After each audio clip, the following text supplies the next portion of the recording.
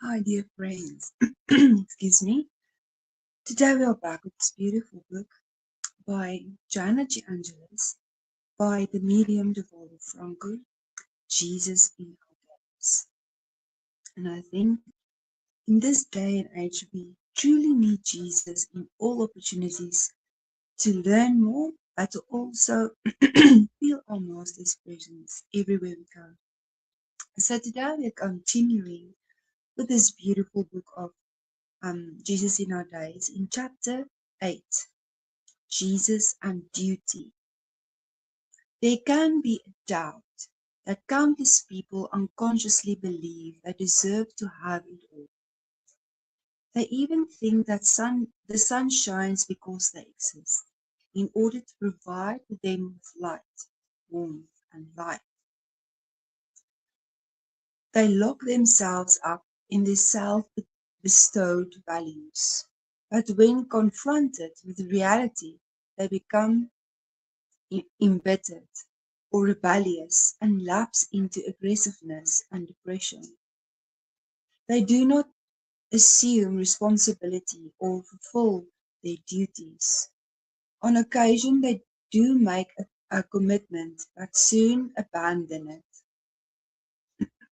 accusing others and feeling wronged. They are, excuse me, they are demanding regarding others people's conduct, yet forgiving concerning their own errors. Always in a state of confusion, they become a heavy burden on the social economy, creating unpleasant situations. Easygoing and agreeable when esteemed, they become rude and thankless if not regarded as they think they should be. Affable in success, they become aggressive when struggling. They forget that life tests our courage, our morals, and that we all have non-deferrable duties toward it, our neighbor and ourselves. No one has the right to enjoy something for nothing, exploiting someone else's effort. The price is the honor conceded to the victor who has endeavored to achieve. Step by step, the traveler gains ground, gazing fixedly at the finish line. Each person's duty guides him or her in the task of evolution. This effort is the conscious moral achievement once it becomes fully aligned with the cosmic order. Being useful in any and every circumstance, favoring progress, living with dignity. These are a few expressions of one's duty to life. This is only the first part again. The chapters has been, you can see, there's a few in one chapter that she distinguished separately. So we talk about it separately. There's too much information in one piece. So today, in the first piece of Jesus and Duty, she's telling us, and yes, I know that we all know, or in ourselves, because we need to look at ourselves at first, but we know that the world is in the state at the moment. And rebelliousness, and we need to know what our duty is in this life. And she says here, she's talking about those who are fallible in success that become aggressive when struggling. She talks about those who, and we have to see if we are in this category, because everything in the Spirit's teachings, firstly, is for ourselves. It's mostly for ourselves, so that we can look in this mirror of the Spirit's teachings to see where we need to progress. And she says that yes, she's explaining souls that are really not taking up their duties and responsibilities as they were supposed to, and that they are more in everything for themselves than actually serving. And then they get aggressive when things don't go their way or people don't praise them. And she says here, they forget that life tests our courage. So let's think about this. Life tests our courage.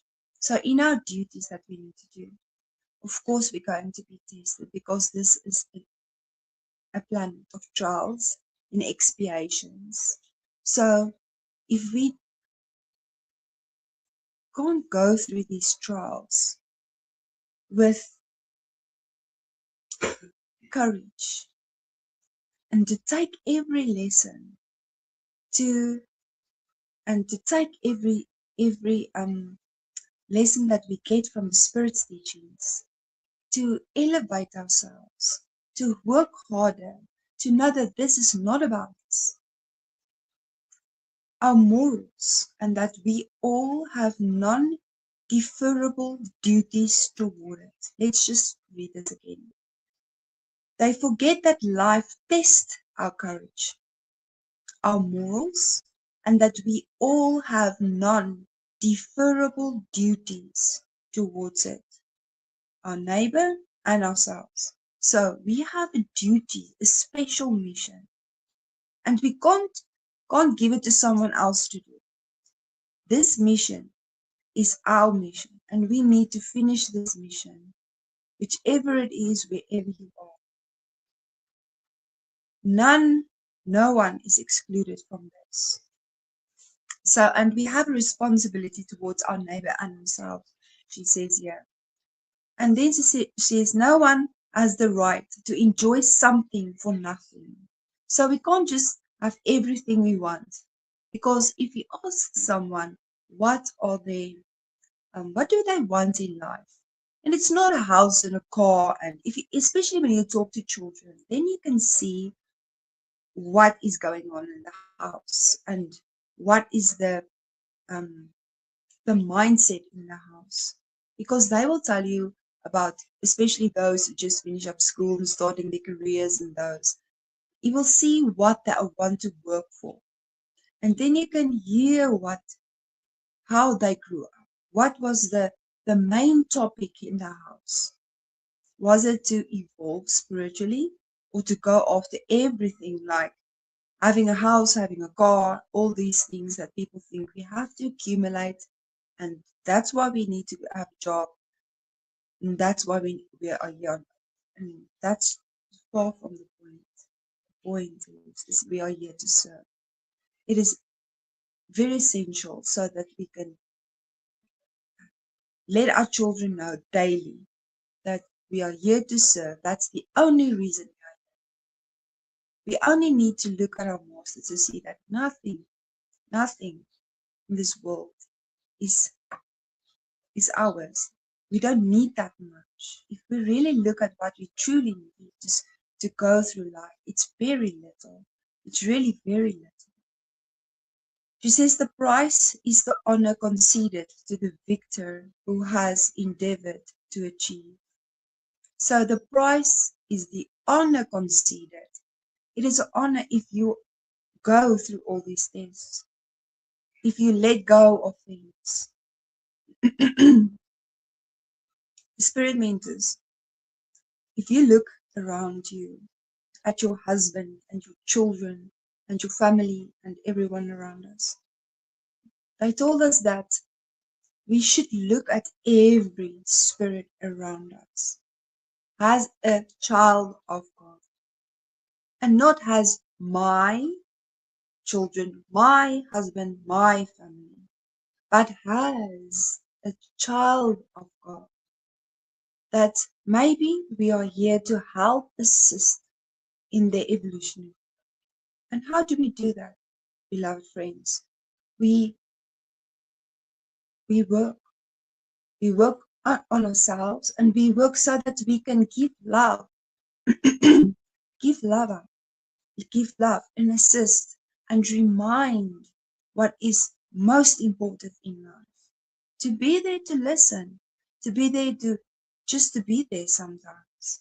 So that is what we need to remind ourselves, that nothing on earth belongs to us. Nothing.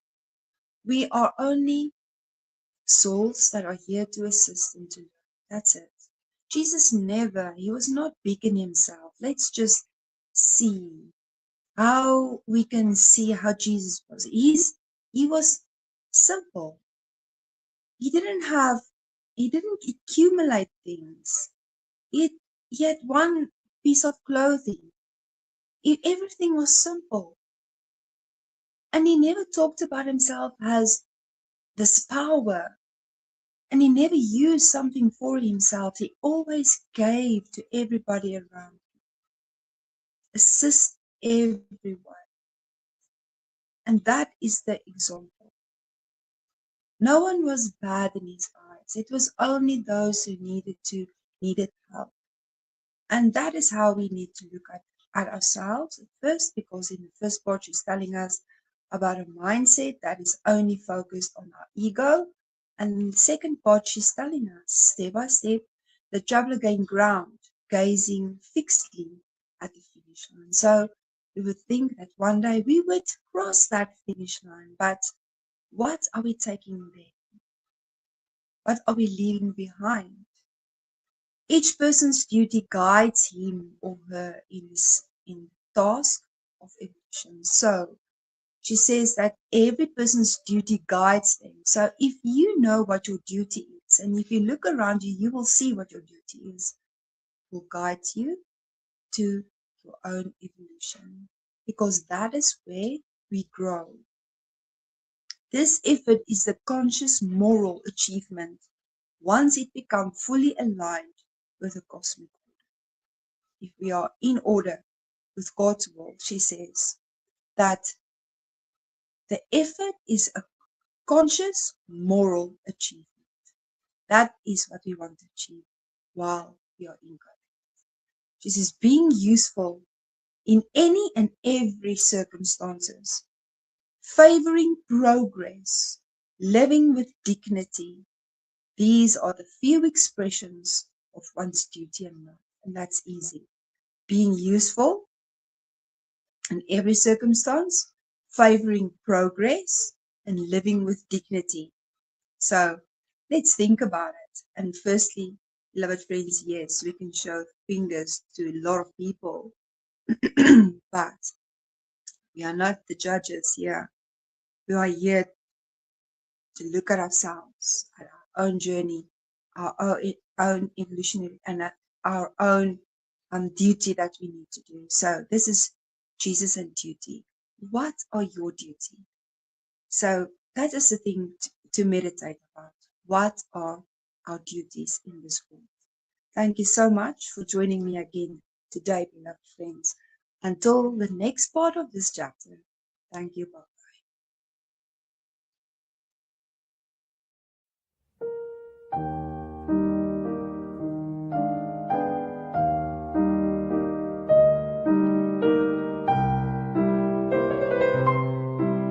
Thank you for tuning in to Kardec Radio, where we are always nourishing our souls.